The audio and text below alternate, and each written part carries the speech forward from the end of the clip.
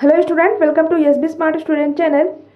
आज हम सीडीपी का क्वेश्चन पेपर सॉल्व करेंगे 2011 का। ठीक है, 2011 देखिए, जून 2011 से ही हम क्यों स्टार्ट कर रहे हैं, देखिए बहुत लोगों को पता नहीं होगा। तो देखिए आपका सीटेट का एग्ज़ाम 2011 से ही स्टार्ट हुआ होना शुरू हुआ है। ठीक है, स्टार्ट हुआ। इसके पहले 2010 में आपका सीटेट का एग्ज़ाम नहीं होता था। ठीक है, तो आपको अगर प्रीवियस ईयर सेट सॉल्व करना है तो 2011 से ही आपको, आपके पास अगर कोई भी प्रैक्टिस सेट होगा तो आप देखेंगे वहाँ 2011 से ही स्टार्ट होता है। तो 2011 से ही आपका सीटेट का पेपर होना स्टार्ट हुआ है। तो 2011 से अब हम स्टार्ट करेंगे पूरा 2024 तक का।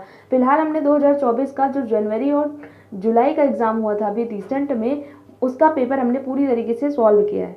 ठीक है, तो वो वाली क्लास आप ज़रूर देखिएगा। ये हमारी पूरी प्लेलिस्ट जो है, ये हमारी पूरी प्रीवियस ईयर क्वेश्चन पेपर हम सॉल्व कर रहे हैं। तो हमारे साथ आप सॉल्व कर सकते हैं और आप हमें बताइएगा ज़रूर कि आपके कितने मार्क्स आते हैं। ठीक है, तो आज हम जून 2011 का क्वेश्चन पेपर सॉल्व करेंगे सीडीपी का। ठीक है, तो क्लास को करेंगे स्टार्ट।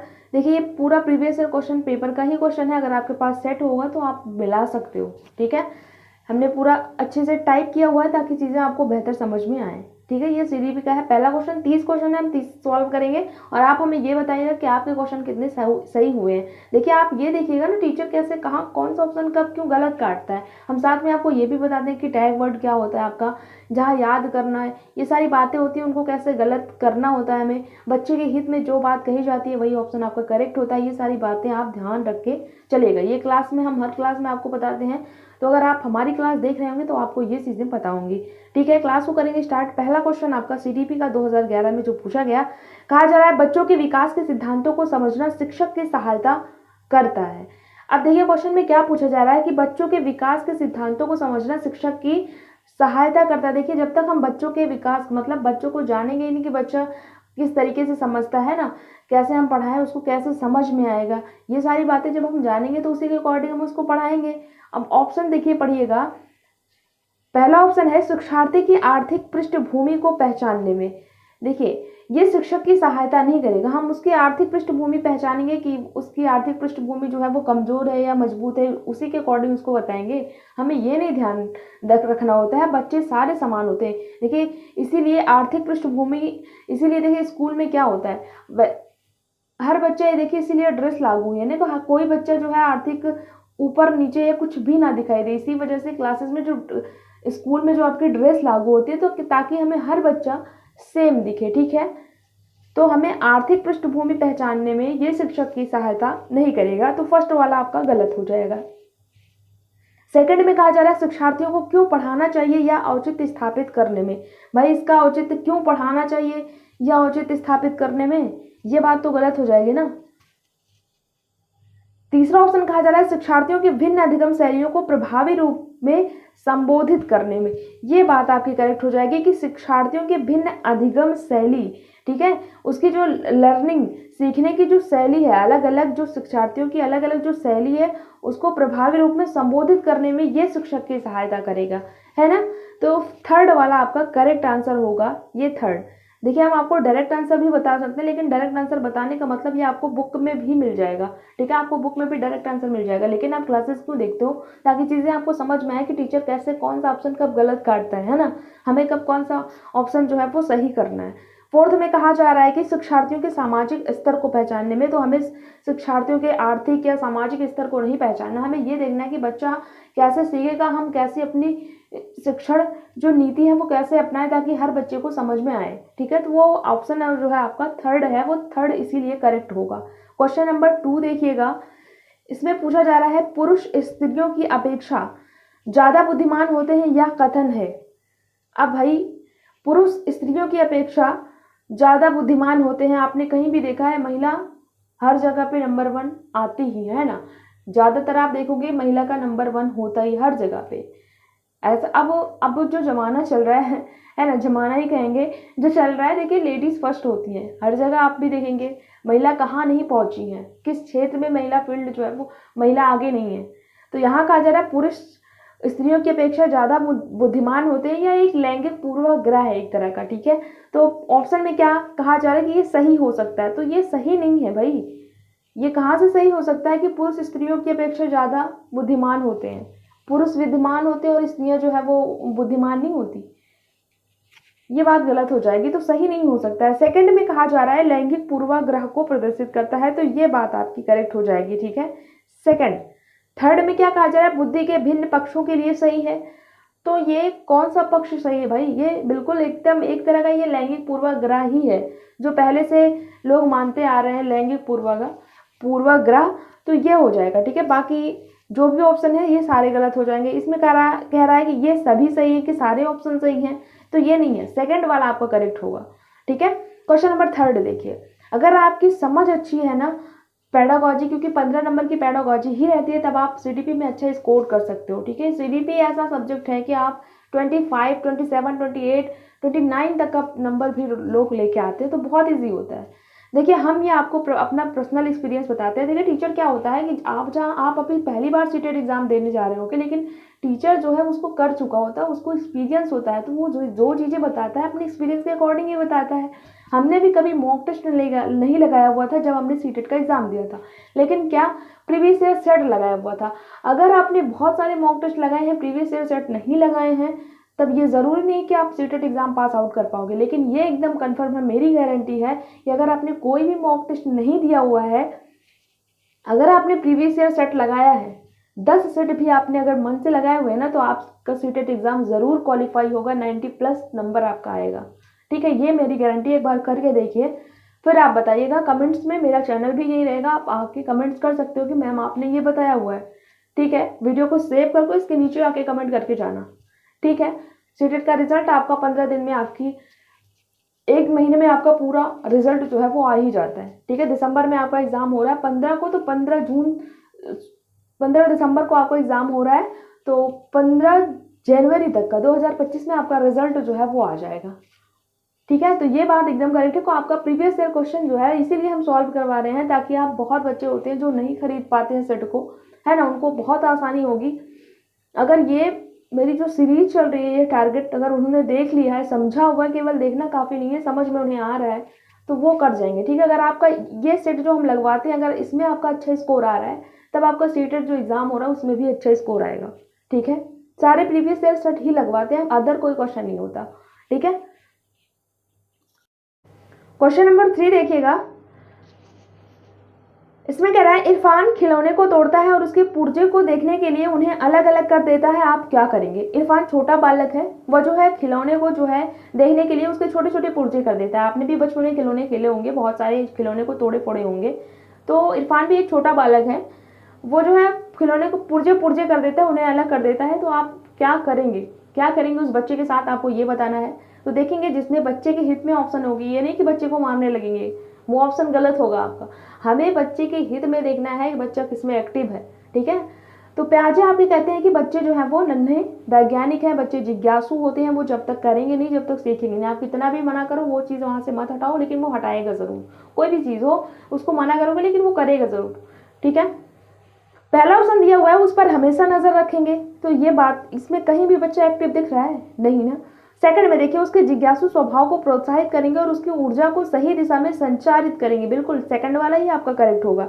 इसमें देखिए बच्चा एक्टिव है, कहा जा रहा है उसके जिज्ञासु, जो उसका जिज्ञासु वो करेगा ना, वो जिज्ञासु स्वभाव को प्रोत्साहित करेंगे, उसको प्रोत्साहित करेंगे और उसकी ऊर्जा को सही दिशा में संचारित करेंगे, बिल्कुल सेकंड वाला ही करेक्ट आंसर होगा। देखिए थर्ड सी में क्या कहा जा रहा है, उसे समझाएंगे कि खिलौनों को तोड़ना नहीं चाहिए, आप कितना भी समझा लो जब तक वो करेगा नहीं मानेगा नहीं, ठीक है। तो ये भी आपका गलत ही हो जाएगा। फोर्थ में कहा जा रहा है इरफान को खिलौने से कभी भी नहीं खेलने देंगे, ऐसा आप करोगे बच्चे के लिए, ऐसा नहीं करना। हमें बच्चे को देखना है कहाँ एक्टिव है, बच्चे के हित में बात होनी चाहिए, वो वाला ऑप्शन आपका करेक्ट हो जाता है, ठीक है। क्वेश्चन नंबर 4 देखेंगे, देखिए फोर्थ में कहा जा रहा है क्रिस्टीना अपनी कक्षा को क्षेत्र भ्रमण पर ले जाती है। क्षेत्र भ्रमण मतलब जैसे टूर पे ले जाया जाता है, वही आपका होता है क्षेत्र भ्रमण, ठीक है। और वापस आने पर अपने विद्यार्थियों के साथ भ्रमण पर, जो टूर पर गए थे उस पर चर्चा करती है। यह किसकी ओर संकेत करता है, यह आपको बताना है, ठीक है। क्रिस्टीना एक देखिए टीचर है, वो जो है अपने कक्षा अपनी क्लास को टूर पे ले जाते हैं, टूर पे लाने के बाद वो विद्यार्थियों के साथ जो भ्रमण पे गए थे उस पर चर्चा करती है, तो ये संकेत किसकी ओर करता है ये आपको बताना है ऑप्शन में से। क्वेश्चन आपको समझ में आया, आंसर आप करो। पहला ऑप्शन दिया गया है सीखने के लिए आकलन, आकलन के लिए सीखना, आकलन का सीखना, सीखने का आकलन। तो देखिए आपने दो चीजें पढ़ी होंगी, एक समेटिव असेसमेंट होता है, एक फॉर्मेटिव असेसमेंट होता है, ठीक है। अधिगम का आकलन होता है ना, समेटिव असेसमेंट और फॉर्मेटिव असेसमेंट। तो देखिए समेटिव, नाम ही है समेटिव, इसमें क्या होता है, योगात्मक आकलन होता है। मीन्स क्या होता है, जैसे आपका हाफ ईयरली एग्जाम हुआ, ईयरली एग्जाम हुआ, तो ये क्या होता है, बस आपके डायरेक्ट रिजल्ट पर ही फोकस करते हैं, ठीक है। तो ये आपका अधिगम का आकलन होता है, ठीक है, सीखने का आकलन, ये सीखने का आकलन, ठीक है। तो जो लास्ट में करते हैं वो सीखने का आकलन। एक होता है असेसमेंट फॉर लर्निंग, तो सीखने के लिए जो आकलन होता है असेसमेंट फॉर लर्निंग, इसमें क्या होता है, जैसे आप क्लासेस में, क्लास चल रही है तो कोई भी डाउट हो, आपने पूछा तो क्लास टीचर ने उसको क्या किया, आपके डाउट को क्लियर कर दिया।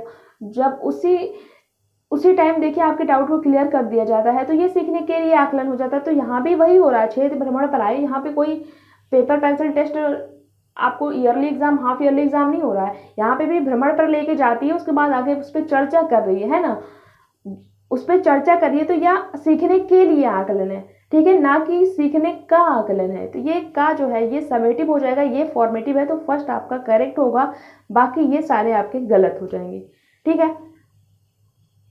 ये जो फॉर्मेटिव और समेटिव जो आकलन है ना, ये आपके सीडीपी में नहीं, आपने अगर अभी आपने 5 सब्जेक्ट होंगे, हमने ईवीएस में आपको मैराथन क्लास में भी कराई हुई है, ईवीएस में भी पूछा जाएगा आपसे, मैथ में भी पूछा जाएगा, हर सब्जेक्ट में ये क्वेश्चन पूछा जाता है, जरूर नहीं है सीडीपी में पूछा जाएगा, ठीक है। मेन तो ये सीडीपी का पार्ट है, लेकिन किसी भी, जैसे 5 सब्जेक्ट है सीटेट में, तो आपको किसी भी सब्जेक्ट में ये क्वेश्चन पूछा जा सकता है, ठीक है, कंपलसरी नहीं कि सीडीपी में ही पूछा जाएगा। क्वेश्चन नंबर 5 देखिएगा, कहा जा रहा है प्रत्येक शिक्षार्थी स्वयं में विशिष्ट है, इसका अर्थ है कि, ये बात तो सही है ना, प्रत्येक शिक्षार्थी अपने आप में विशिष्ट है, हम अपने आप में एक विशिष्ट हैं। एसबी स्मार्ट स्टूडेंट चैनल एक यूट्यूब चैनल है, ये अपने आप में एक विशिष्ट है ना, और तो एसबी स्मार्ट स्टूडेंट चैनल है नहीं यूट्यूब पे, तो एक विशिष्ट है। तो हर विद्यार्थी अपने आप में एक विशिष्ट होता है, स्पेसिफिक होता है। इसका क्या अर्थ है, तो देखिए इसका यही अर्थ है कि इंडिविजुअल डिफरेंसेस है, कोई भी 2 विद्यार्थी एकदम सेम नहीं हो सकता। जरूरी नहीं है जो आपको पसंद है वो हमको पसंद है, जो हमको पसंद है वो आपको पसंद हो, है ना। आपको कुछ और करना पसंद होगा, आप कुछ और खाने में पसंद होगा, आपको कुछ खेलने में और पसंद होगा, देखने में आपको कुछ और पसंद होगा, हमें कुछ और पसंद होगा। तो 2 विद्यार्थी जो है, 2 कोई भी व्यक्ति हो तो सेम नहीं हो सकता, इंडिविजुअल डिफरेंसेस होते हैं। यही क्या है कि प्रत्येक शिक्षार्थी स्वयं में विशिष्ट होता है। फर्स्ट ऑप्शन इसमें देखिए आपको क्या बताना है, शिक्षार्थियों में ना तो कोई समान विशेषताएं होती है और ना ही उनके लक्ष्य समान होते हैं। अच्छा, ये तो बात नहीं हो सकती, हो सकता है समान हो सकती है ना, इसका ये अर्थ नहीं है। अब देखिए दूसरा क्या कहा जा रहा है, देखेंगे उससे अच्छा कोई ऑप्शन मिल जाए हमें। सभी शिक्षार्थियों के लिए एक समान पाठ्यचर्या संभव नहीं है, सभी विद्यार्थियों के लिए एक समान पाठ्यचर्या संभव नहीं है। अच्छा, क्यों नहीं संभव भाई। थर्ड में देखिए, एक विषम रूपी कक्षा में शिक्षार्थियों की क्षमताओं को विकसित करना असंभव है। भाई क्षमताओं को विकसित करना क्यों असंभव है। फोर्थ में कहा जा रहा है कोई भी 2 विद्यार्थी अपनी योग्यताओं, रुचियों और प्रतिभाओं में एक समान नहीं है। बिल्कुल यही आपका करेक्ट होगा, ये करेक्ट इसकी एक्सप्लेनेशन कर रहा है ना, इसमें ये इसकी एक्सप्लेनेशन सही कर रहा है, क्योंकि देखिए शिक्षार्थी स्वयं में विशिष्ट है, इसका मतलब यही हमने आपको बताया कि इंडिविजुअल डिफरेंसेस हैं, कि कोई भी 2 शिक्षार्थी अपनी योग्यताओं और अपनी प्रतिभाओं में समान नहीं हो सकता। ये बात सही है, आपकी योग्यता कुछ और है, हमारी योग्यता, हमारा इंटरेस्ट किसी और में है, आपका इंटरेस्ट किसी और में है। तो इसका यही अर्थ है कि हर विद्यार्थी अपने आप में जो है वो स्पेसिफिक होता है, शिक्षार्थी स्वयं में विशिष्ट होता है। तो इसका फोर्थ करेक्ट हो जाएगा, ना कि ये फर्स्ट और सेकंड होगा। तो हमें ये देखना होता है कि चारों ऑप्शन में कौन बेहतर होता है। सीटेट में आपको ये ऐसे क्वेश्चन, ऐसे ऑप्शन मिलेंगे कि कोई 2 ऑप्शन करेक्ट लगेगा आपको, लेकिन उसमें से जो बेहतर होता है हमें वही बताना होता है, ठीक है।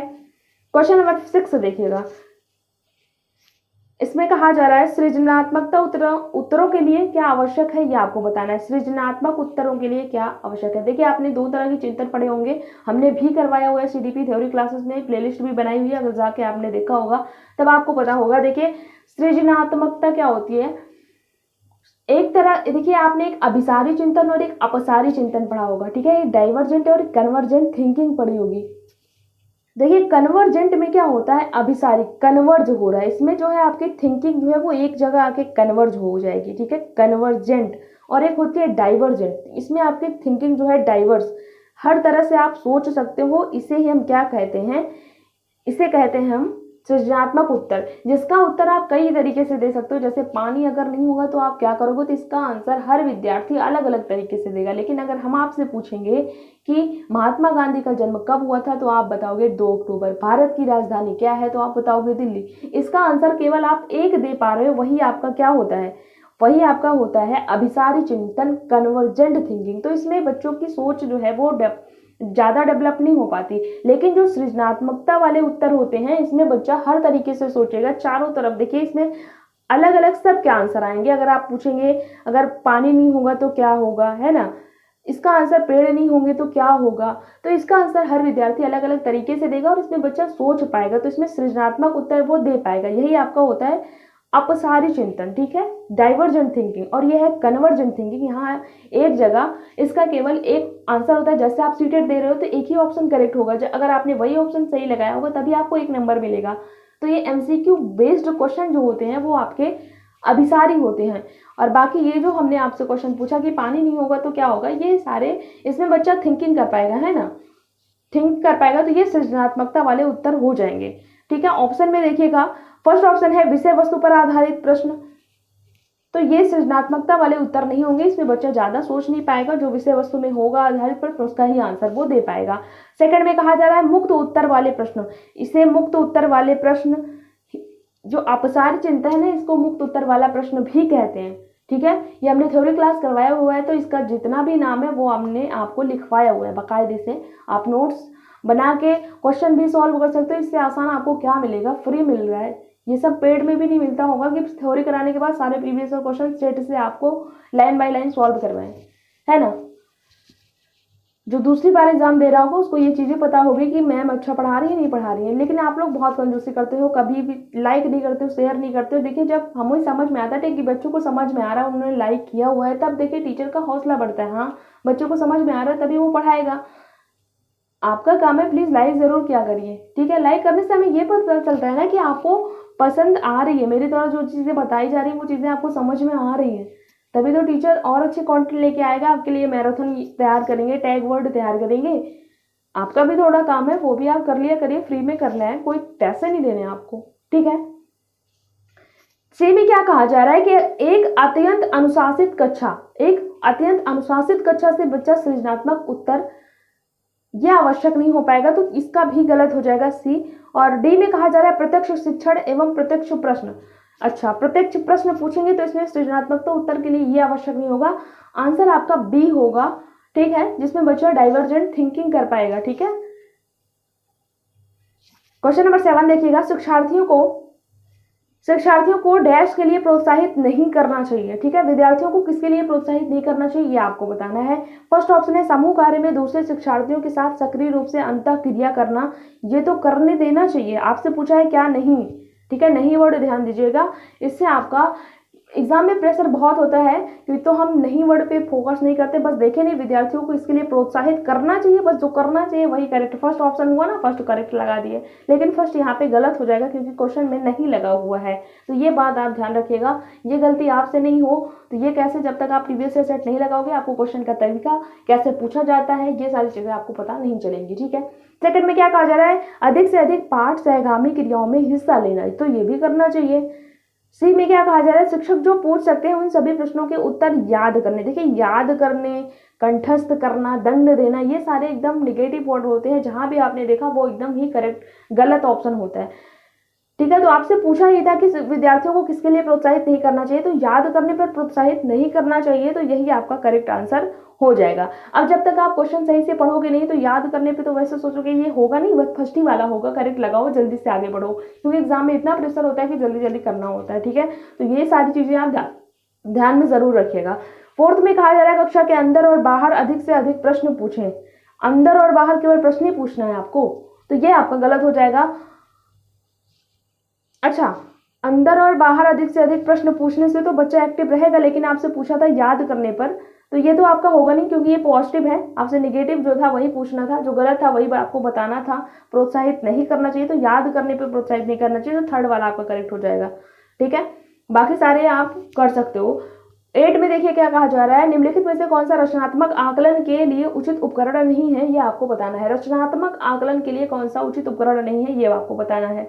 रचनात्मक आकलन क्या है? जिसमें बच्चा जो है रचनात्मक आकलन कर पाए, ठीक है। रचनात्मक क्या होता है? बच्चा जहां एक्टिव हो वो आपको देखना है। इसमें क्या कहा जा रहा है? मौखिक प्रश्न। तो इसमें रचनात्मक आकलन जो है ये उपकरण है। आपसे पूछा था कौन सा उपकरण, लेकिन नहीं वर्ड ध्यान दीजिएगा, हर क्वेश्चन में नहीं लगा हुआ है, ठीक है। तो नहीं वर्ड जरूर ध्यान दीजिएगा, इससे आपके आंसर गलत हो सकते हैं। ज्यादातर बहुत उम्मीद होती है इसीलिए नहीं लगाया जाता है, आपको कंफ्यूज करने के लिए। सत्र परीक्षा जो है वो रचनात्मक आकलन के लिए ये उपकरण नहीं है। सत्र परीक्षा केवल इसमें परीक्षा पर फोकस किया जाता है, तो ये रचनात्मकता को कहीं दर्शा रहा है नहीं ना, तो यही आपका करेक्ट आंसर हो जाएगा। बाकी क्या कहा जा रहा है? प्रश्नोत्तरी और खेल, तो ये रचनात्मक आकलन का हिस्सा है। दत्त कार्य, देखिए ये भी नहीं होता, दत्त कार्य भी नहीं होता, लेकिन इससे दत्त कार्य में फिर भी बच्चा थोड़ा कुछ कार्य कर लेगा ऑप्शन के अकॉर्डिंग, लेकिन सत्य परीक्षा में जो है ये केवल परीक्षा पर फोकस कर रहा है, इसलिए भी आपका गलत हो जाएगा, ठीक है। गलत ही आपको बताना था, रचनात्मक आकलन का कौन सा उपकरण नहीं है, तो सत्य परीक्षा आपका आकलन नहीं है, ठीक है। क्वेश्चन नंबर देखिएगा 9, भारतीय समाज की बहुभाषिक विशेषता को देखा जाना चाहिए। ये आपसे कहा जा रहा है कि समाज की जो बहुभाषिकता विशेषता को देखा जाना चाहिए, किसके रूप में, ये आपको बताना है। विद्यालय जीवन को समृद्ध बनाने के संसाधन के रूप में, बात तो ठीक है। बी में कहा जा रहा है विद्यार्थियों को सीखने के लिए अभिवृत्ति करने हेतु तो शिक्षक योग्यता की चुनौती के रूप में, शिक्षक योग्यता की चुनौती के रूप में। थर्ड में कहा जा रहा है शिक्षार्थियों के लिए विद्यालय जीवन को एक जटिल अनुभव के रूप में बनाने के एक कारक के रूप में, शिक्षण प्रक्रिया एक बाधा के रूप में। नहीं भाई, बहुभाषिकता क्या होती है? कहा जा रहा है भारतीय समाज में बहुभाषिकता की विशेषता को कैसे देखना चाहिए, हमें एक रिसोर्स के अकॉर्डिंग देखना चाहिए ना। अलग अलग संस्कृति से जब बच्चे आते हैं तो हम अलग अलग लैंग्वेजेस में बोलते हैं, तो ये हमें संसाधन के रूप में देखना चाहिए, एक रिसोर्स के रूप में देखना चाहिए, ठीक है, ना कि बाधा के रूप में देखना चाहिए। बाधा तो होगा नहीं, ठीक है। और ये जटिल अनुभव के रूप में ये भी नहीं होगा, ठीक है। अगर सरल लिखा होता तब भी आपका करेक्ट हो जाता, तो फर्स्ट ही आपका करेक्ट होगा विद्यालय जीवन को समृद्ध बनाने के संसाधन के रूप में, ठीक है। एक संसाधन, बहुभाषिकता को हम संसाधन के रूप में देखते हैं। ये क्वेश्चन आपसे लैंग्वेज में भी पूछा जाता है। क्वेश्चन नंबर 10 देखिएगा। क्वेश्चन नंबर 10 में कहा जा रहा है कि विद्यार्थियों को सीखने में जो रिक्तियां रह जाती हैं उनके निदान के बाद होना चाहिए। देखिए एक होता है निदान और एक होता है उपचार, तो पहले निदान होता है या उपचार होता है, आंसर आप जरूर करें क्वेश्चन नंबर 10 का। कहा जा रहा है विद्यार्थियों के सीखने में जो रिक्तियां रह जाती हैं उसके निदान के बाद क्या होना चाहिए, निदान के बाद क्या होगा, इसका आंसर तो कर ही दोगे।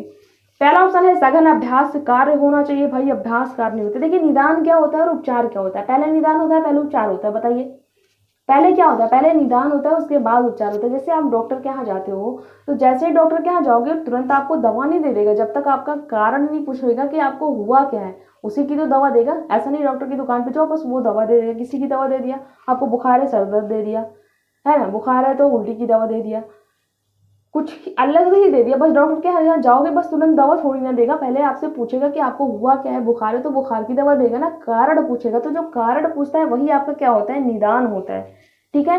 फिर निदान जब वो जान जाता है, कारण जान जाता है कि आपको बुखार हुआ है, तो उसके अकॉर्डिंग जो है वो उपचार करता है, उसी के अकॉर्डिंग आपको दवा देता है, तब आपकी दवा बुखार की, तभी जब बुखार की दवा खाओगे तभी तो बुखार दूर होगा। ऐसा नहीं बुखार में सर दर्द की दवा खाओगे आपकी बुखार ठीक हो जाएगा, नहीं होगा ना।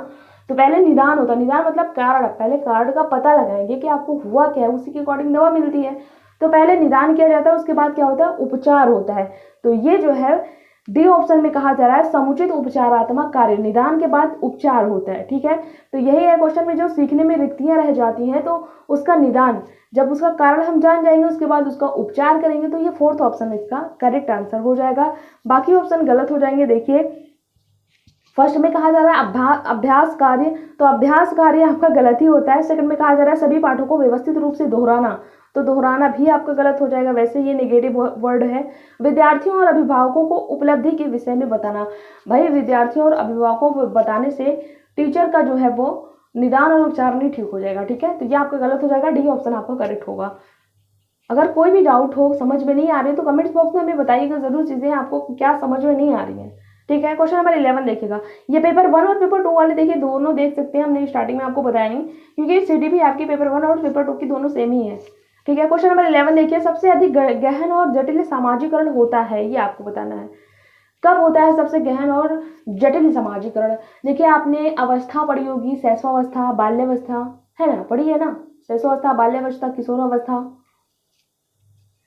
तो सबसे अधिक जो है वो गहन और जटिल समाजीकरण कब होता है?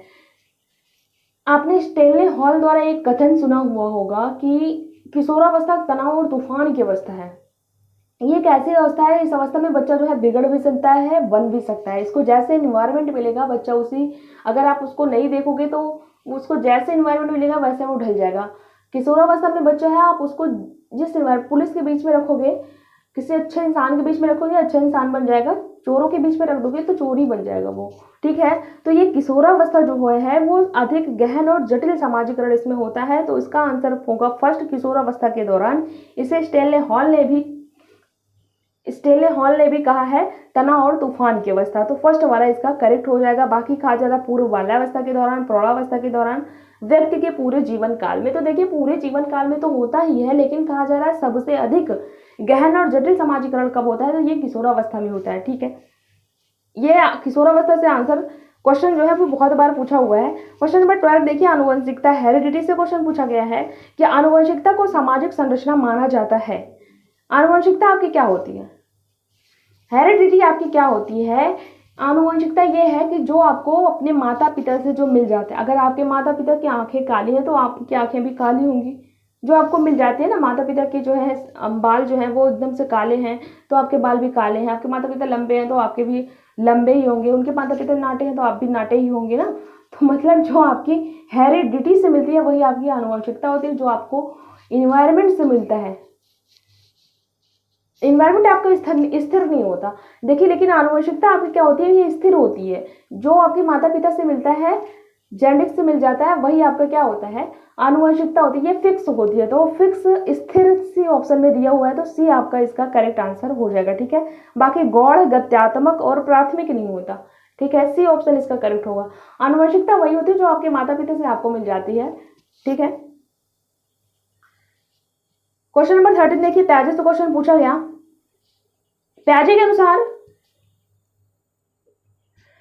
अनुसार के विकास की पहली अवस्था के दौरान बच्चा सबसे बेहतर सीखता है। अच्छा, ये आपसे पूछा, प्याजे ने 4 स्टेज दी हुई हैं। तो प्याजे की पहली अवस्था जो संवेदी पेशी की अवस्था होती है, सेंसरी मोटर स्टेज होती है, उसमें बच्चा किसके द्वारा सबसे बेहतर सीखता है, ये आपको बताना है। ऑप्शन कहा जा रहा है निष्क्रिय शब्दों को समझने के द्वारा। भाई सक्रिय दिया होता तब भी एक बार में सोच सकते थे, यहाँ कहा जा रहा है निष्क्रिय, तो वैसे गलत हो जाए। अमूर्त तरीके से चिंतन द्वारा, तो ये तो एकदम लास्ट स्टेज में आता है ना, फॉर्मल में आता है। ये आपने पढ़ा होगा SPCF, है ना। प्याजे ने 4 स्टेजेस दी हुई है, हमने भी थ्योरी बाकायदे से कराई हुई है और सारे प्रीवियस ईयर सेट भी लगवाए हुए हैं, ठीक है। जितने भी 2011 से 2023 तक के जितने क्वेश्चन पूछे गए थे, हमने थ्योरी पढ़ाने के जस्ट बाद क्वेश्चन लगवाए हुए हैं, अलग से हमने प्लेलिस्ट भी बनाई हुई है। तो ये इतना तो आप कर सकते हो ना, सब आपको मिल रहा है। अब ये तो नहीं है सब आपको एकदम से हम आए बैठा के दिखाएं, अब इतना तो खुद से कर सकते हो। प्लेलिस्ट आपको है, जाके चेकआउट करिए, उसको देखिए, क्वेश्चन कराया हुआ है, ठीक है। बहुत इंपॉर्टेंट क्लासेस हैं, हमने थ्योरी के बाद जस्ट सारे क्वेश्चन लगवाए हुए हैं। अब इतना हलवा फ्री में मिल रहा है, फिर भी नहीं लेना है तो बस मर्जी आपकी है। अब देखिए 4 स्टेजेस प्याजे ने दी हुई है। कौन सी? Sensory motor stage, pre operational stage, concrete operational stage, और क्या है, एक फॉर्मल, ठीक है। तो संवेदी पेशी अवस्था जो होती है, तो इसमें संवेद मतलब बच्चा क्या होता है, बच्चा इंद्रियों के माध्यम से सीखता है। इंद्रियां कितनी होती हैं आपका? नाक तथा जीभ, 5 इंद्रियां होती है, यह तो आपको पता है ना। तो इसमें बच्चा इंद्रियों के द्वारा सीखता है, क्योंकि बच्चा बहुत छोटा होता है, ठीक है, जन्म से 2 वर्ष तक का, तो इतना छोटा वो अपने सेंसेस से सीखता है, ठीक है, इंद्रियों के माध्यम से ही सीखता है। अगर आप उसको कहोगे तीखा है उतना समझ में, जब उसकी जुबान पे वो टच करेगा जब भी उसको पता चलेगा, ठीक है। बच्चे को पता नहीं होगा, पानी आगे गर्म रखा होगा उसको पता नहीं, जब उसमें हाथ डालेगा ना जब उसको वो पता चलेगा, ठीक है। तो उसमें बच्चा अपने इंद्रियों के माध्यम से सीखता है। तो वही पूछा जा रहा है कि प्याजे की जो पहली अवस्था है, इसमें बच्चा किसके दौरान सीखता है बेहतर? तो बच्चा यहाँ डी में कहा जा रहा है कि इंद्रियों के प्रयोग के द्वारा बच्चा सीखता है, तो इसका आंसर 4th करेक्ट होगा, ठीक है। बाकी जो अमूर्त चिंतन, तो अभी बच्चा 2 वर्ष का है, अभी उसमें अमूर्त चिंतन आया ही नहीं है, तो सेकंड आपका गलत ही हो जाएगा। भाषा के लिए अर्जित ज्ञान के अनुप्रयोग के द्वारा, तो ये भी नहीं होगा, डी आपका करेक्ट आंसर होगा। क्वेश्चन नंबर 14 देखिएगा, निम्नलिखित में से कौन सा समझ के लिए शिक्षण को प्रदर्शित नहीं करता?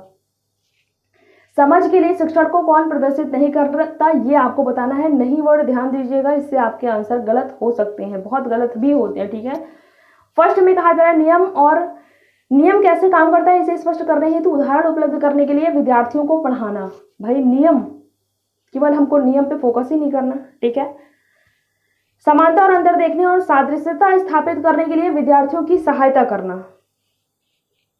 चलो ये भी ठीक है, लेकिन हमसे नहीं पूछा है, ठीक है। क्वेश्चन देखिए क्या पूछा जा रहा है आपसे, नहीं वर्ड लगा। समझ के लिए शिक्षण को प्रदर्शित नहीं करता, विद्यार्थियों को एकाकी तथ्य और प्रक्रिया को याद करने के योग्य बनाना, ये प्रदर्शित नहीं करता। तो यही आपका करेक्ट आंसर हो जाएगा, क्योंकि क्वेश्चन में नहीं लगा हुआ है ये बात। समझ के लिए शिक्षण को क्या प्रदर्शित नहीं करता, तो समझ में जो है वो याद करने के योग्य बनाना को याद करना जो है ये निगेटिव वर्ड है, आपसे पूछा ही गलत है, इसलिए गलत वाला ही सही होगा। बाकी फोर्थ में कहा जा रहा है परिघटना या उदाहरणों को अपने शब्दों में अभिव्यक्त करने के लिए विद्यार्थियों को कहना, तो ये बात तो ठीक है, लेकिन जो पूछा गया है उसके अकॉर्डिंग ये गलत हो जाएगा। तो थर्ड ऑप्शन इसका करेक्ट आंसर होगा। क्वेश्चन नंबर 15 देखिएगा, सीखने का, देखिए ये 2011 का ही सेट है, ठीक है। अगर आपके पास प्रीवियस ईयर सेट हो तो आप मैच करा लीजिएगा। सीखने का वह सिद्धांत जो पूर्ण रूप से और केवल और अवलोकनीय व्यवहार पर आधारित है, सीखने के सिद्धांत डैश से संबंध है। तो इसमें देखिए इसमें कुछ नहीं बताना है, इसमें क्वेश्चन में ही लिखा हुआ है कि अवलोकनीय व्यवहार पर आधारित है। तो जब ये व्यवहार पर आधारित है तो इसका आंसर भी क्या हो जाएगा, व्यवहारवादी ही हो जाएगा। तो सेकंड ऑप्शन इसका आंसर हो जाएगा व्यवहारवादी, ठीक है। कहा जा रहा था सीखने का वह सिद्धांत जो पूर्ण रूप से केवल और अवलोकनीय व्यवहार पर आधारित है, जो व्यवहार पर आधारित हो वो व्यवहारवादी हो जाएगा, ठीक है। तो सेकंड इसका आंसर हो जाएगा। क्वेश्चन नंबर 16 देखिए, एक शिक्षक अपनी कक्षा के प्रतिभाशाली बच्चों की योग्यता की उपलब्धि चाहती है, अपने उद्देश्य की प्राप्ति के लिए उसे निम्नलिखित में से क्या नहीं करना चाहिए, ये आपको बताना है। क्या नहीं करना चाहिए, देखिए हर क्वेश्चन में यही लगा हुआ है, 2011 के क्वेश्चन में सब में नहीं लगा हुआ है। क्या नहीं करना चाहिए ये आपको बताना है, क्या करना चाहिए वो मत करेक्ट करिएगा, नहीं तो 1 नंबर आपका चला जाएगा।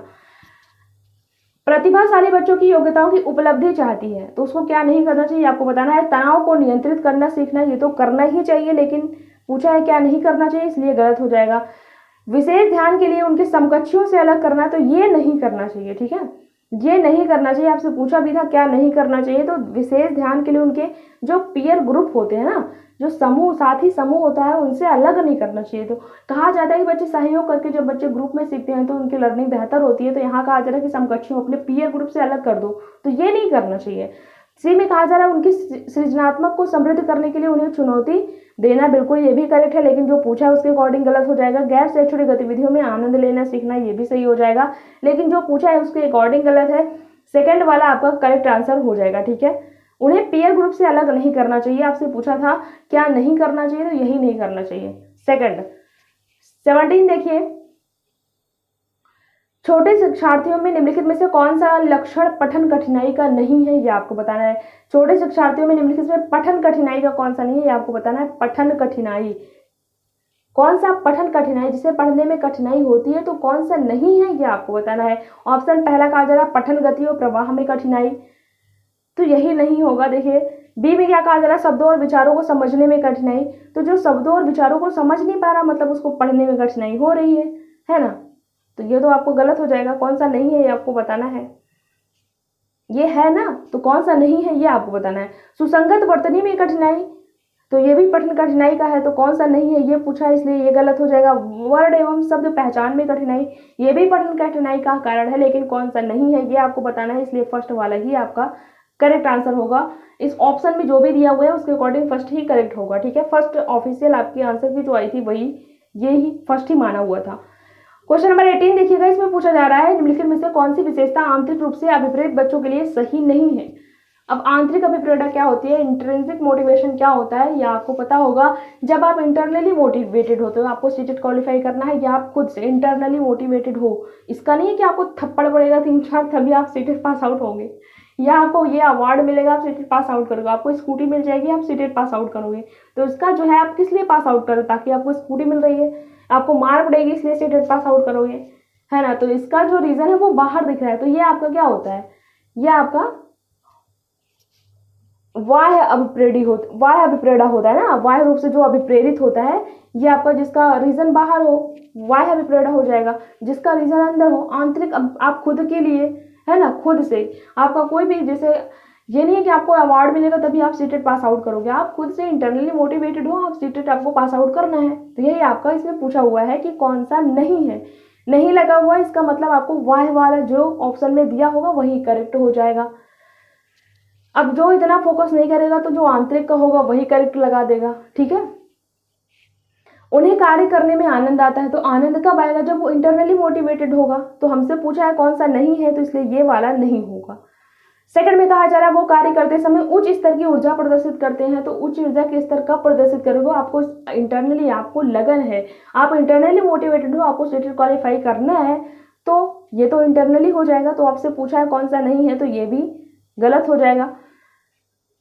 थर्ड में कहा जा रहा है वे चुनौती भरे कार्यों को पसंद करते हैं, तो पसंद करेंगे ना, आपको स्टेटेड पास आउट करना है तो आप खूब सारा प्रीवियस ईयर सेट लगा रहे हो, तो चुनौतीपूर्ण कार्यों को पसंद कर रहे हो, आप इंटरनली मोटिवेटेड हो, है ना, तो ये भी आपका आंतरिक का होगा। लेकिन आपसे पूछा कौन सा नहीं है, तो इसलिए थर्ड भी नहीं होगा। फोर्थ में कहा जा रहा है वे हमेशा सफल होते हैं, तो इसका रीजन जो है वे हमेशा सफल होते हैं, तो ये आंतरिक रूप से विपरीत बच्चों का नहीं है, तो कौन सा नहीं है यही आपसे पूछा हुआ था, तो फोर्थ आपका करेक्ट हो जाएगा। क्वेश्चन नंबर 19 देखिएगा, विद्यार्थियों का आत्म नियमन की ओर संकेत करता है। कहा जा रहा है आत्म नियमन क्या कहते हैं, जिसे सेल्फ रेगुलेशन कहते हैं, ठीक है। तो ये किसकी ओर संकेत करता है, यह आपको बताना है। फर्स्ट में कहा जा रहा है विद्यार्थियों के व्यवहार के लिए विनियम बनाना, विद्यार्थी निकाय द्वारा बनाए गए नियम बनाना। वही नियम नहीं बनाना, इसमें सेल्फ रेगुलेशन होना चाहिए ना, स्वनियमन होना चाहिए, तो ये भी आपका नहीं होगा, ठीक है। थर्ड में कहा जा रहा है स्व अनुशासन और नियंत्रण, अनुशासन और नियंत्रण। फोर्थ में कहा जा रहा है अपने सीखने का स्वयं, देखिए, पर्यवेक्षण करने की योग्यता। हाँ, ये फोर्थ वाला आपका करेक्ट आंसर हो जाएगा कि अपने स्वयं का पर्यवेक्षण करने की योग्यता, मतलब नियमन होता है, सेल्फ रेगुलेशन होता है कि अपने स्वयं का पर्यवेक्षण करने की योग्यता जो होती है वही आपका आत्मनियमन होता है, तो फोर्थ आपका करेक्ट हो जाएगा।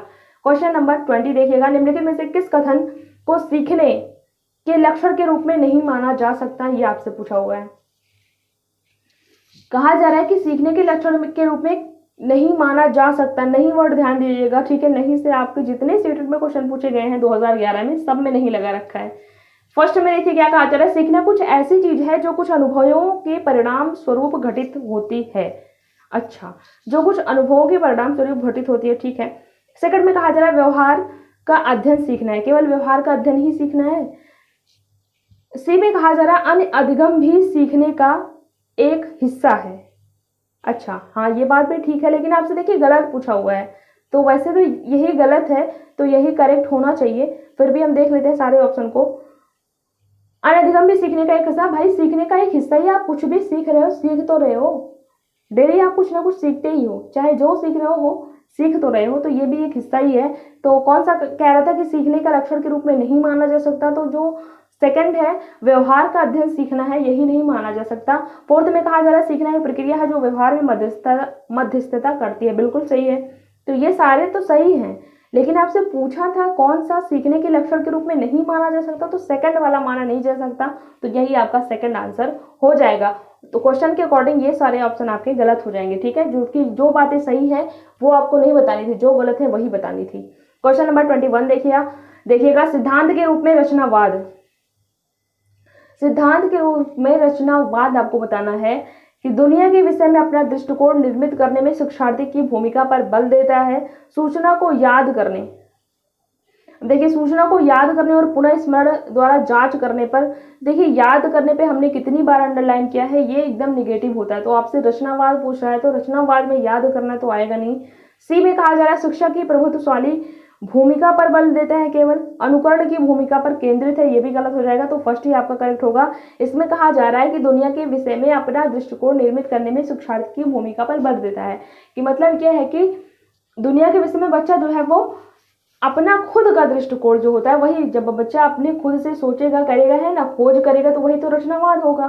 तो फर्स्ट ही आपका करेक्ट आंसर हो जाएगा। 21 का 22 देखिएगा, सृजनात्मक विद्यार्थी वह है जो, सृजनात्मक विद्यार्थी वह है, कौन है वो आपको बताना है, जिसमें बच्चा जो है खुद से चिंतन कर पाए, है ना, समस्या समाधान कर पाए, बच्चा हर तरीके से सोच पाए, अब सारे चिंतन कर पाए, वही आपका क्या होता है, सृजनात्मक विद्यार्थी होते हैं। फर्स्ट में कहा जा रहा है बहुत विद्वान है, केवल बुद्धिमान है, और बी में कहा जा रहा है परीक्षा में हर बार अच्छे अंक जो प्राप्त करने के योग्य होते हैं वही आपके सृजनात्मक विद्यार्थी होते हैं। ये जरूरी नहीं है कोई हर बार अच्छा अंक लेके आ रहा है तो आप उससे कहेंगे ये सृजनात्मक विद्यार्थी है, तो हम ये नहीं कह सकते। लेकिन हर सृजनात्मक विद्यार्थी जो होता है वो अच्छे अंक ला सकता है, ये हम कह सकते हैं। ठीक है, थर्ड में कहा जा रहा है पार्श्व चिंतन और समस्या समाधान में अच्छा है, तो यही इसका करेक्ट आंसर हो जाएगा। जो सृजनात्मक विद्यार्थी होता है वो समस्या समाधान में और पार्श्व चिंतन में जो है वो अच्छा होता है। ठीक है, तो थर्ड इसका आंसर हो जाएगा।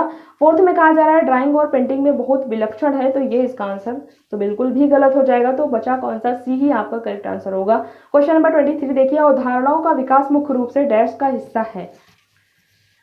अब देखिए, अवधारणाओं का विकास मुख्य रूप से किसका हिस्सा है, ये आपको बताना है। जो आपके कॉन्सेप्ट बनते हैं, कॉन्सेप्ट कहाँ बनते हैं, आपने 4 तरह के विकास पढ़े होंगे, PCSC, फिजिकल, कॉग्निटिव, सोशल और इमोशन। 4 तरह के आपके क्या होते हैं, विकास होते हैं, वो चारों आपस में इंटर रिलेटेड होते हैं। ठीक है, तो जो कॉन्सेप्ट होते हैं, जो अवधारणा होती है, वो आपके शारीरिक विकास का हिस्सा है कि सामाजिक विकास का हिस्सा है, संवेगात्मक विकास का हिस्सा है। देखिए, जो आपके कॉन्सेप्ट बनते हैं वो कहाँ बनते हैं, दिमाग में बनते हैं ना, कि कहीं भी आपके शरीर में बन जाते हैं, दिमाग में बनते हैं ना, दिमाग बुद्धि में, तो बौद्धिक विकास का हिस्सा होगा। अवधारणा मतलब कॉन्सेप्ट का विकास मुख्य रूप से किसका हिस्सा है, ये बौद्धिक विकास का हिस्सा है ना। दिमाग में ही आपके कॉन्सेप्ट बनते हैं, ना कि शारीरिक में और समाज में कहीं आपके कॉन्सेप्ट बन रहे हैं संवेगात्मक विकास में। तो संवेगात्मक तो आपके इमोशन होते हैं, तो ये तो आपका होगा नहीं, होगा आपका फर्स्ट वाला ऑप्शन करेक्ट। क्वेश्चन नंबर 24 देखिए, व्यक्तिगत शिक्षार्थी दूसरे से डैश में भिन्न होते हैं। कहा जा रहा है व्यक्तिगत शिक्षार्थी जो मतलब विद्यार्थी होते हैं वो दूसरे में किससे भिन्न होते हैं, विकास की दर में भिन्न होते हैं, विकास क्रम में, विकास की सामान्य क्षमता में, कि वृद्धि एवं विकास के सिद्धांत में। तो देखिए, इसका आंसर होगा फर्स्ट। क्यों फर्स्ट होगा कि देखिए, दर जो होती है वो सबकी अलग होती है। व्यक्तिगत शिक्षार्थी दूसरे में किसमें भिन्न होते हैं, तो जो विकास की दर होती है उसमें अलग होते हैं। दर क्या होती है, रेट क्या होता है कि देखिए, आप अभी बेड पे बैठ के बहुत सारे बच्चे देख रहे होंगे क्लासेस को, लेकिन बहुत सारे देखिए, आप कहीं बेड पे बैठ के देख रहे होंगे, कोई बच्चा होगा नीचे चटाई पे बैठा होगा, कोई एकदम फर्श पे बैठा होगा, किसी के लिए घर नहीं होगी, कोई किसी के ऊपर रहने के लिए मकान नहीं होगा, कोई गरीब होगा, कोई अमीर होगा, तो सबके रेट जो होती है वो अलग अलग होती है। ठीक है, तो दर में हर बच्चा अलग होता है। आपके दूध के दांत 1 साल में निकले होंगे, किसी के 2 साल में निकले होंगे, कोई बच्चा बोल ले रहा है, कोई किसी बच्चे को बोलने के लिए दवा करानी पड़ती है। तो सबका रेट, आपका जो आप जिस तरह से रह रहे हो, आपका इन्वायरमेंट अलग है, अमेरिका का जो विद्यार्थी होगा वो अलग होगा, इंग्लैंड में कोई होगा वो अलग होगा, दिल्ली में होगा वो अलग होगा, एकदम से गाँव में जो होगा वो अलग होगा। तो सबका रेट जो होता है, दर जो होता है वो अलग होता है। ठीक है, तो व्यक्तिगत शिक्षार्थी दूसरे में विकास की दर में भिन्न होते हैं, रेट में भिन्न होते हैं, ना कि विकास क्रम। विकास क्रम सबका सेम होता है। देखिए, पहले शैशवावस्था ही आएगी, ऐसा नहीं है कि कोई विद्यार्थी जन्म ले रहा है तो पहला किशोरावस्था में आ जाएगा, नहीं आएगा ना, वो सबका क्रम जो है वो सेम ही होता है। भले दर अलग हो, रेट सबके अलग हो, लेकिन पहले बच्चा शैशवावस्था में आएगा, बाल्यावस्था में आएगा, किशोरावस्था में आएगा। ये कहीं भी बच्चा दुनिया में जन्म ले रहा है तो पहले शैशवावस्था में ही आएगा, तो इसका क्रम जो है वो सेम होता है, लेकिन जो दर होती है वो अलग होता है। इसलिए फर्स्ट वाला करेक्ट हो जाएगा। हमसे पूछा था कौन सा भिन्न है, तो विकास की दर में सब भिन्न होते हैं। ठीक है, फर्स्ट इसका आंसर होगा। क्वेश्चन नंबर 25 देखिए, बच्चों के उचित विकास को सुनिश्चित करने के लिए उसके स्वास्थ्य, शारीरिक विकास एवं महत्वपूर्ण 2 बार लिख चुका है कि महत्वपूर्ण आवश्यकता है या कथन है, या कथन है, आपको बताना है कि बच्चों के उचित विकास के लिए सुनिश्चित उनके शारीरिक स्वास्थ्य। देखिए, शारीरिक स्वास्थ्य जो शारीरिक जो विकास होता है, फिजिकल डेवलपमेंट जो होता है वो एक महत्वपूर्ण, बिल्कुल जरूरी है। जो आपका फिजिकल डेवलपमेंट होता है, शारीरिक विकास होता है, वो जैसे शैशवावस्था में बच्चा कोई छोटा होता है, अगर उसको बचपन में अगर उसका विकास, शारीरिक विकास अगर ढंग से हुआ है तो बाद में उसका विकास जरूरी अच्छा हो जाएगा। ये नहीं है कि आप बड़े हो गए और पहले आप छोटे थे, आपको जो शारीरिक चीजें थी वो चीजें अच्छे से नहीं मिल रही थी, ठीक है, आपका शारीरिक विकास ठीक से नहीं हो पाया, तो वो बच्चा बड़ा हो जाएगा, थोड़ा जब किशोरावस्था में चला जाएगा तो उसके लिए आप डेयरी पूरा उत्पाद ही खोल दोगे दूध का। बचपन में बच्चा दूध नहीं पाया है, उसको जब नीड थी तब नहीं पाया, उसका शारीरिक विकास ठीक से नहीं हो पाया, लेकिन जब बच्चा बड़ा हो जाएगा तो उसके लिए आप पूरी दुकान भी खोल दोगे ना, तभी वो काम नहीं करेगा। उसको जब जरूरत थी, जब उसको नहीं मिली। तो ये बात यहाँ पे क्वेश्चन में पूछा जा रहा है कि बच्चों के उचित विकास को सुनिश्चित करने के लिए उसका जो स्वास्थ्य होता है, शारीरिक विकास एक महत्वपूर्ण आवश्यकता है या कथन है, ये आपको बताना है कि गलत हो सकता है क्योंकि विकास नितांत तो व्यक्तिगत मामला है। गलत क्यों हो सकता है भाई?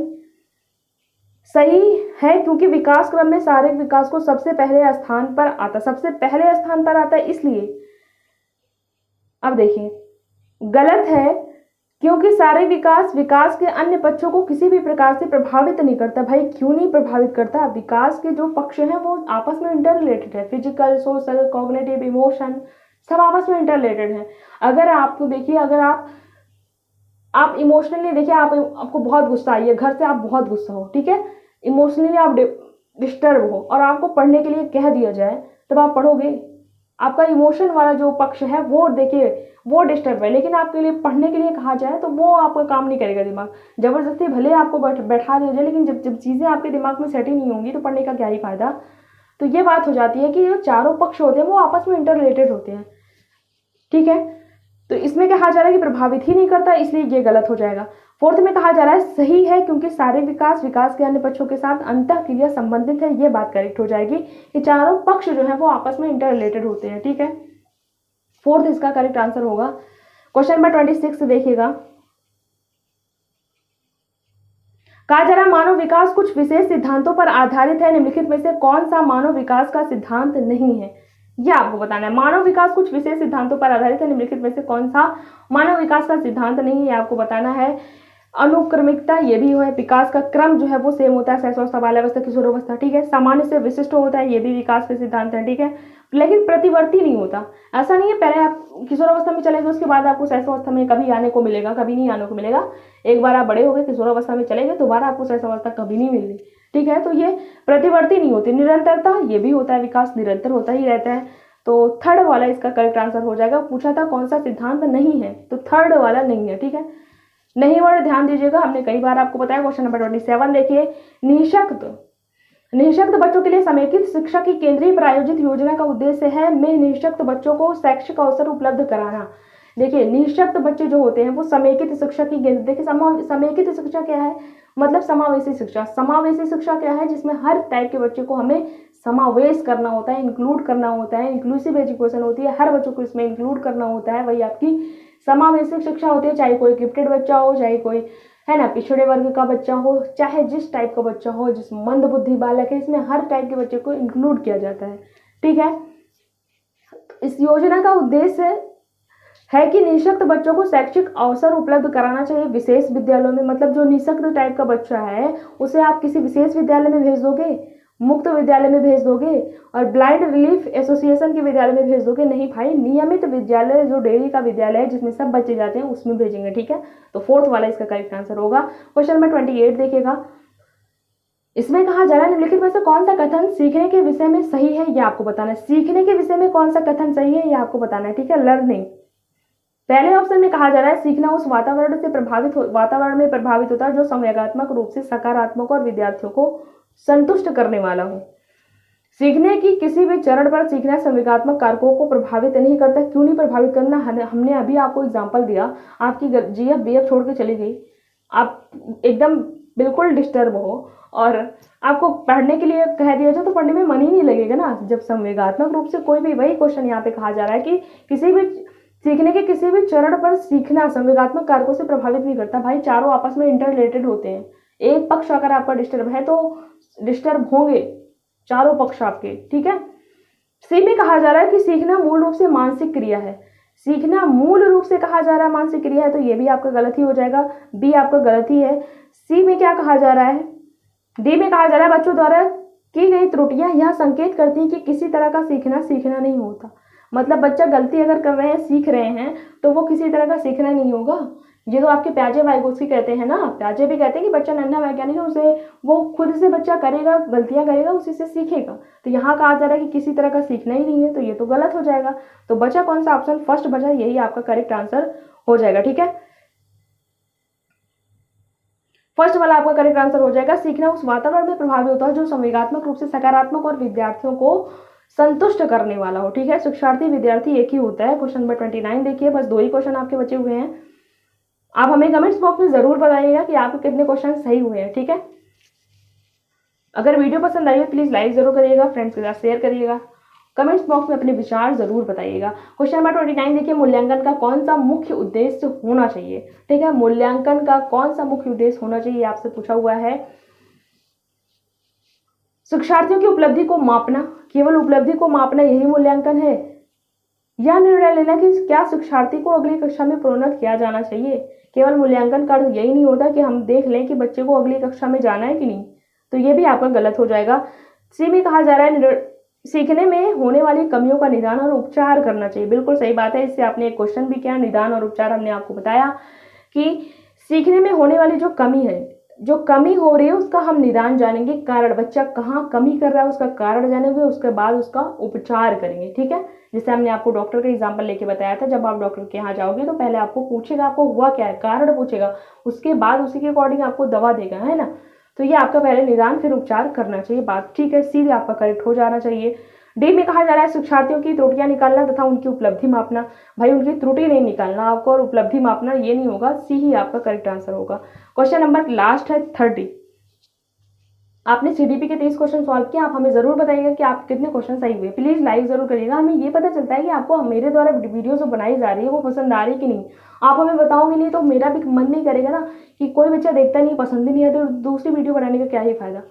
ठीक है, इसके बाद हम 2012 का सेट करेंगे, लेकिन अगर आप साथ देंगे तब, ठीक है, क्योंकि आपको ही पढ़ाते हैं। अगर आपका ही जो रिप्लाई नहीं करेंगे तो हम पढ़ाएंगे किसको। आपको रिप्लाई आना चाहिए आपसे ना, कि हाँ पसंद आ रहा है वीडियो, है ना, तभी तो हम नेक्स्ट वीडियो लाएंगे आपके लिए, मैराथन लाएंगे, टैग वर्ड लाएंगे। टीचर भी मेहनत करता है, आप भी मेहनत करते हो, दोनों की मेहनत होती है ना। क्वेश्चन नंबर 30 देखिए, शिक्षार्थी जो पहले सीख चुके हैं उनकी पुनरावृत्ति और प्रत्यक्ष स्मरण में शिक्षार्थियों की मदद करना महत्वपूर्ण है, क्योंकि ये आपको बताना है क्वेश्चन, इसका आंसर आप करिए। आपके पास 30 सेकंड है। पहला कहा जा रहा है नई जानकारी को पूर्व जानकारी से जोड़ना सीखने को समृद्ध बनाता है। बिल्कुल सही बात है। बी में कहा जा रहा है पूरे पाठों को दोहराने का यह प्रभावी तरीका है, तो दोहराना नहीं है, ये तो गलत ही हो जाएगा।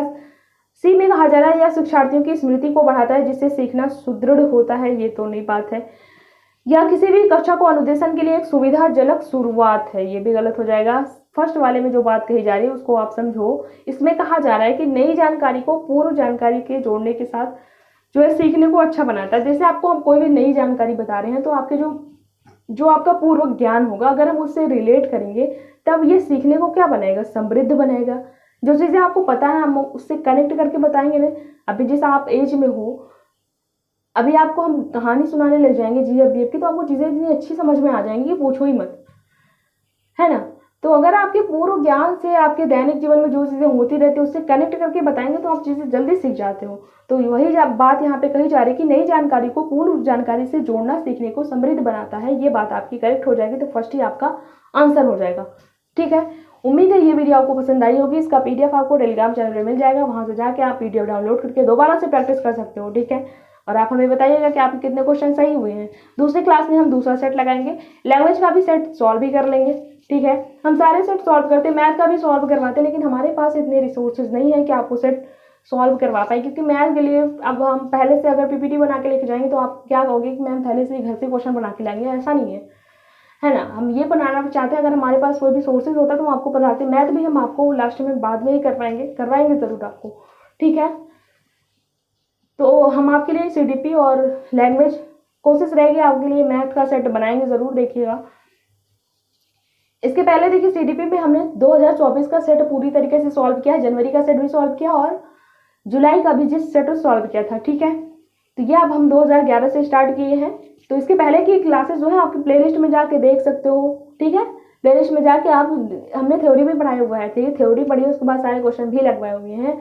अगर आप इतना भी नहीं कर सकते तब फिर आपको सीटेट का एग्जाम ही नहीं देना चाहिए, है ना। थोड़ी मेहनत तो करनी पड़ेगी, दूसरे के नोट से खुद का भला नहीं होगा। किसी भी टॉपर को देखोगे ये नहीं बोलेगा कि हमने खुद दूसरे की नोट से टॉप किया है, वो खुद की नोट्स बनाता है, थोड़ी मेहनत करनी पड़ेगी। अगर आप नोट्स बनाओगे तो ये होता है ना, जो सीटेट का 2 दिन पहले जब एग्जाम आप 2 दिन पहले बचा होता है तो आप कितनी क्लासेस देख लोगे, कितना रिविजन कर लोगे। लेकिन जब आपकी जो खुद की हैंड रिटन नोट्स होती है ना, वो उस टाइम बहुत, क्योंकि जो 2 दिन पहले जो आपका मोटिवेशन लेवल होता है ना वो बहुत हाई होता है, जो चीज़ें आप पढ़ते हो दिमाग में सेट ही हो जाती हैं। अगर वही मोटिवेशन डेली हो ना तो पता नहीं आप क्या करते हो। ठीक है, तो इसीलिए कहा जाता है कि जब खुद की नोट्स होती है तो वो रिवीजन में जो है वो बहुत हेल्प करती है। ठीक है, बाकी आप नोट्स बनाओगे तो हमें हेल्प तो मिलेगी नहीं, हम आपके घर तो पढ़ने वाले हैं नहीं आके ना ही हम देखने आ रहे हैं। तो ये चीज़ें आपको इंटरनली मोटिवेटेड होना चाहिए कि हमें एक ही बार में सीटेट क्वालिफाई करना है, 90+ हमें लाना है। नहीं तो एक बार देखिए वैकेंसी आती है, यूपी में क्या बुरा हाल है। सीटेट पास आउट कर रहे हो, यूपी में 6 साल से वैकेंसी नहीं आ रही है। बताओ 1 साल वैकेंसी, 6 साल में आपने एक अब सीटेट ही नहीं निकाला, उसी वजह से आपकी वैकेंसी चली गई। दूसरे साल फिर 6 साल 5 साल बाद आएगी, है ना, अगर आप यूपी के हो तो। भर्तियाँ वो चीज़ है, अगर आप सीटेट पास आउट कर लोगे उसके बाद चीज़ें आपको भी समझ में आएंगी, ठीक है। तो ये ना रहे कि वैकेंसी आपके हाथ से चली जाए। पहली बार अभी आपको सीटेट का एग्जाम मिला है, दिसंबर में आप क्वालिफाई करें, 1 महीने में आपका रिजल्ट आ जाता है, ठीक है। तो अगर चैनल पर पहली बार है तो सब्सक्राइब जरूर करिएगा, बेल आइकन को जरूर प्रेस करिएगा ताकि आपको नेक्स्ट वीडियो का जो नोटिफिकेशन है वो टाइम पर मिलता रहे। वीडियो को लाइक जरूर करिएगा, फ्रेंड्स के साथ शेयर करिएगा। ये हमारा अदर सोशल हैंडल है, आप जुड़ सकते हो। यहाँ आपको कोई भी वैकेंसी होती है, किसी चीज़ को लेकर कोई भी फॉर्म वगैरह अप्लाई करना होता है तो कहीं भी आपको बता दिया जाता है, टेलीग्राम पे आपको बता दिया जाता है, ठीक है, एक्स ऐप पे आपको बता दिया जाता है। इसका लिंक आपको नीचे डिस्क्रिप्शन बॉक्स में मिल जाएगा। किसी भी चीज़ को लेकर अपडेट होती है तो आपको चैनल के माध्यम से बताया जाता है, ठीक है। देखिए डेली क्लास अगर आप शाम को 5 बजे देखेंगे ना तो ये क्या होता है कि कोई भी डाउट होगा तो आपके डाउट को जो है वो क्लियर किया जाएगा, ठीक है, शाम को डेली 5 बजे।